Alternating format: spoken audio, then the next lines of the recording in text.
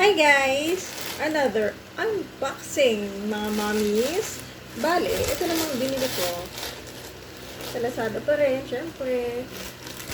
Ay product ng Tiny Buds. Ito yung product na binili ko para sa anak ko.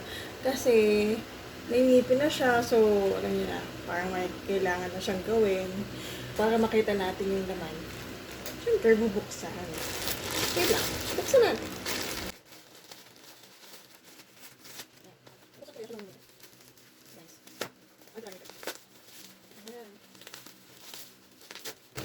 Ito guys, yan. Taran! Ito yung isa. Ito yung Micro Bristle Baby Toothbrush. Teeter brush. Bale, ito yung binili ko kahit toddler na si Utoy, yung anak ko. Ito muna yung binili ko yung may teeter. Ito kasi yung below 12 months. Pag okay naman siya, o-order ako ng pang toddler naman. Yan. Ito yung teeter niya, kaya teeter brush. Ito yung naging teeter ni Utoy. Kasi mahilig siya magkakagat, ganun. So, ito naman yung pang toothbrush niya. Napakaliliit na bristles niya. Ganda naman to. Maganda siya, oh. It is for 7 to 11 months na baby. Ayan. Pwede ka nang bumili ng mga ganito. At nandito naman sa likod, yung kung paano gamitin, kung anong features niya. Yan, nandito lahat.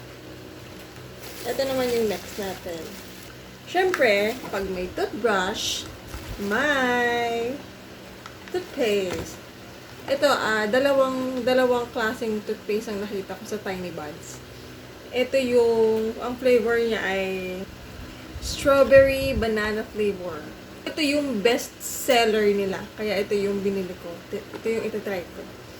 Then, ito yung natural baby tooth gel. Yan.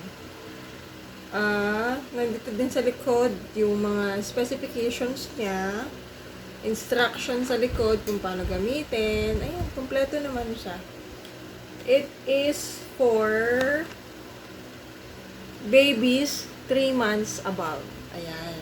Sa mga mommies, pwede natin itong i-try sa mga anak natin. Ito yung mga bago kong binili kasi may ngipin na si Utoy, kumakain na siya ng mga foods, hindi lang milk. Yung last kong binili, ito yung regular kong binibili basta maubo siya. Kasama kami sa ibang vlog. Ito na. Taran!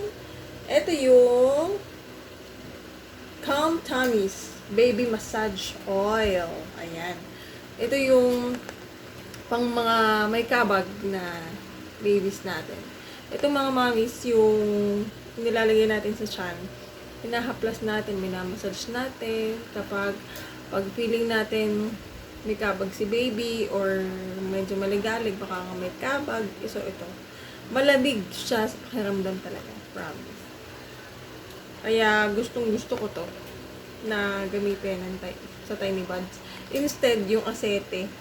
Kasi yung asete, ang parang mainit sa balat. So, ayokong gamitin sa anak ko. So, yan lang. So, ito guys. 3 products for today's video from Tiny Buds. Ayan. So, yan. Thank you guys for watching. See you on the next video. Bye!